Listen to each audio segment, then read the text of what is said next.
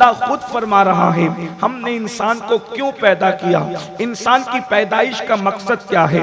इसलिए कि अल्लाह रब्बुल इज्जत ने हमें बेमकसद पैदा नहीं किया, क्योंकि हम अपने घर के आंगन में अगर कोई पौधा लगाते हैं तो भी उसका कोई ना कोई मकसद होता है। हम अपने घर के आंगन में कोई खूंटी ठोकते हैं, उसका भी कोई ना कोई मकसद होता है। हम कुछ भी करते हैं, मकसद है। मिसाल के तौर पर इस जलसे के अंदर लोग आए, आने वालों का भी कोई मकसद था, बुलाने वालों का भी कोई मकसद था। यानी कोई ना कोई काम मकसद के तहत किया जाता है, बेमकसद कोई काम नहीं होता। बच्चा भी रोता है तो किसी मकसद के तहत रोता है, बच्चा रोता भी है तो बेमकसद नहीं रोता। जुमले पर गौर करना, पेट का दर्द हो रहा है तो बच्चा रोता है, भूख लगी है तो बच्चा रोता है, कान में दर्द हो रहा है तो बच्चा रोता है। गर्ज के बच्चे का हंसना भी बेकार नहीं होता और बच्चे का रोना भी बेकार नहीं होता। यानी हर काम इंसान मकसद के लिए करता है। अल्लाह के बंदो बताओ, जब तुम हर काम मकसद के तहत करते हो तो अल्लाह रब्बुल इज्जत ने क्या कोई काम बेमकसद किया है? माज़अल्लाह। और फिर वो भी इंसान अशरफुल मखलूकात, अपनी तख्लीक का शाहकार बनाकर अल्लाह ने जिस इंसान को पैदा किया, क्या बेमकसद पैदा किया? इंसान की पैदाइश का मकसद क्या है? सुनो, गौर से सुनो। अल्लाह के बंदो, जमीन पर जुल्म करने नहीं आए, जमीन पर गुनाह करने नहीं आए, जमीन पर अय्याशी करने नहीं आए, जमीन पर बदकारी करने नहीं आए, जमीन पर किसी का हक खाने नहीं आए। क्यों आए हो जमीन पर? और बहुत वक्त के लिए नहीं आए हो, बहुत मुख्तसर सी मुद्दत के लिए आए हो। 70 साल जियोगे मुख्तसर है, 100 साल जियोगे मुख्तसर है, 80 साल जियोगे मुख्तसर है। जितनी जिंदगी है इंसान की मुख्तसर है। अल्लाह इरशाद फरमाता है, अल्लज़ी खलक़ल मौत वल हयात लियब्लुवकुम अय्युकुम अहसनु अमला। हमने जिंदगी और मौत को इसलिए पैदा किया ताकि हम तुम्हें आजमाएं। अल्लाह ने आजमाने के लिए पैदा किया। जिंदगी और मौत को इसलिए पैदा किया ताकि तुम्हें आजमाएं। कौन थोड़ी सी जिंदगी को पाकर अच्छा अमल करता है? ये थोड़ी सी जिंदगी इसलिए दी गई है ताकि हम अच्छा अमल कर सके। अब मैं आपसे पूछना चाहता हूं कि हम अच्छा अमल कर रहे हैं? इंसान इम्तिहान हॉल में है, इंसान एग्जाम हॉल में है।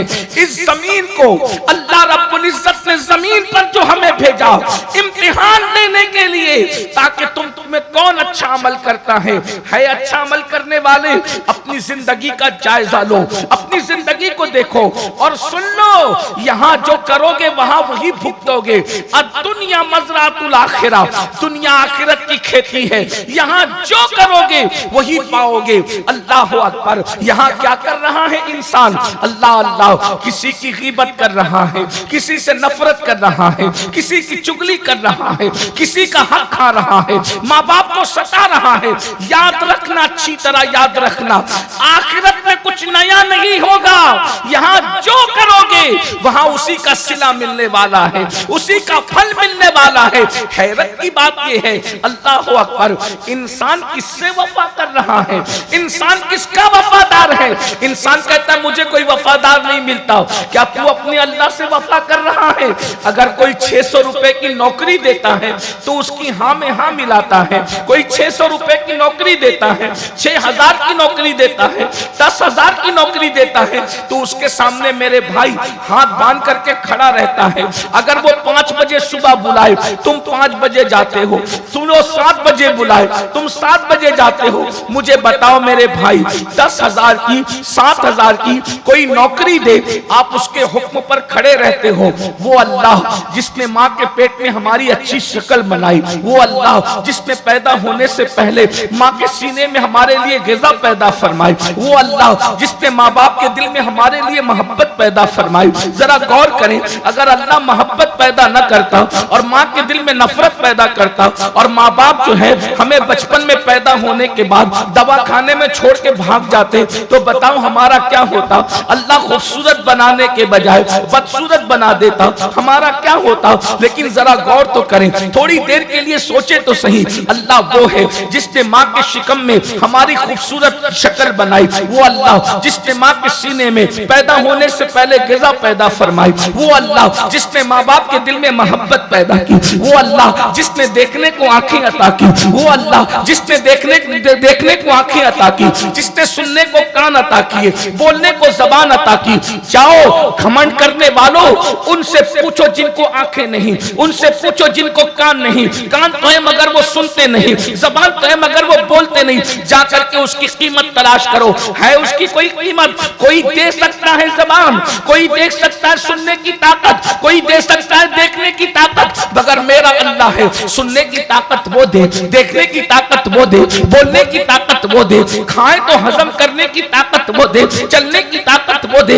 हर चीज उसने अता की है। अच्छी बीवी उसने अता की, अच्छे माँ बाप उसने अता किए, अच्छी औलाद उसने अता की, अच्छा खानदान उसने अता किया, इज्जत उसने दी, वकार उसने दिया, ऐबों पे पर्दे उसने डाले। खुदा की इज्जत की कसम उठा के कहता हूं, अगर अल्लाह ने तुम्हारे और मेरे ऐबों पे पर्दे न डाले होते तो ना इज्जत के साथ तुम यहां बैठने के काबिल थे, ना मैं यहां बैठने के काबिल हूं। अल्लाह अकबर। उसकी मोहब्बतें तो देखें, उसका प्यार तो देखें, वो सब कुछ दे रहा है और अपने लिए कुछ नहीं मांगता, बल्कि वो सिर्फ ये कहता है तू अपने लिए अच्छा अमल कर ले ताकि तेरी आखिरत कामयाब हो जाए। मगर उसके बावजूद भी मुसलमानों के पास दोस्तों के लिए तो वक्त है, मुसलमानों के पास कारोबार के लिए तो वक्त है, मुसलमानों के पास बीवी बच्चों के लिए तो वक्त है। बताओ जो कुछ नहीं देते उनके लिए सबके पास वक्त है। जिस अल्लाह ने सब कुछ दिया है उस अल्लाह की इबादत के लिए हमारे पास कोई टाइम ही नहीं है, कोई वक्त ही नहीं है।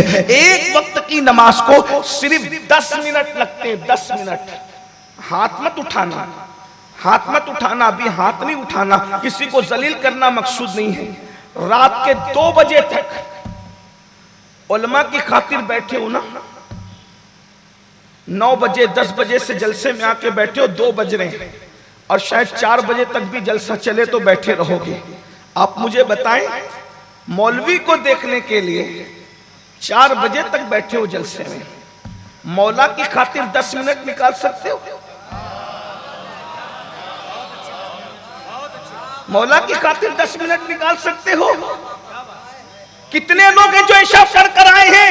हाथ नहीं उठाना किसी को। हुजूर की उम्मत बहुत इज्जतदार है, हुजूर की उम्मत की हर फर्द की इज्जत काबे से अफजल है। आपको जलील करना मकसद नहीं, अपने आप में डूब कर सोचो। कितने हैं जो ऐशा पढ़ कर आए हैं और कितने हैं जो जाकर के फजर पढ़ेंगे?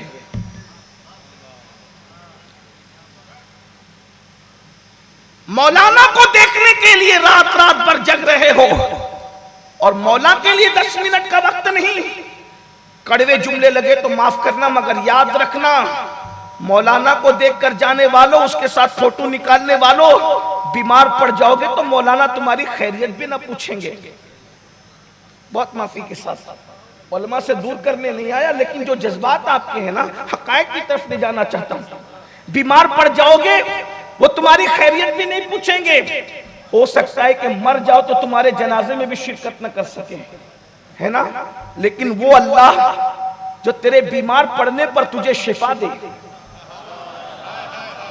वो अल्लाह जो तेरे मरने पर जब तुझे सब छोड़ दे तो उसकी रहमत कब्र में तेरे काम आए, फिर उसी की रहमत से तू जन्नत में जाए। मुझे बता, जो इंसान तेरे काम नहीं आ सकता तो उसके लिए इतना वक्त देता है, और जो रब हर कदम पर उसकी रहमत तेरा सहारा बन रही है, उसके लिए तेरे पास वक्त नहीं है। मुसलमान मुझे बता, तू सबके करीब होना चाहता है, रब के करीब नहीं होना चाहता। सियासी लीडरों की चापलूसी करते हो ताकि उनके करीब हो जाओ, लोगों की चापलूसियां करते हो ताकि उनके करीब हो जाओ। सुन लो, किसी के भी करीब हो जाओ, कोई काम नहीं आने वाला। आज तो बेटे बाप के काम नहीं आते, कौन किसके काम आएगा? मगर याद रखना, सबके करीब होना मुश्किल है। धक्के खाओ तो करीब हो, तोहफे दो तो करीब हो, मेहनत करो तो करीब हो, मगर याद रखना